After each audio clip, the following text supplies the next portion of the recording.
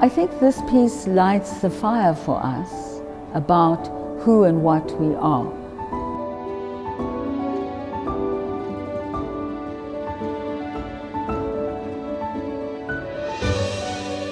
And this to have happened has been a most wonderful experience, because it's actually a realization of a dream.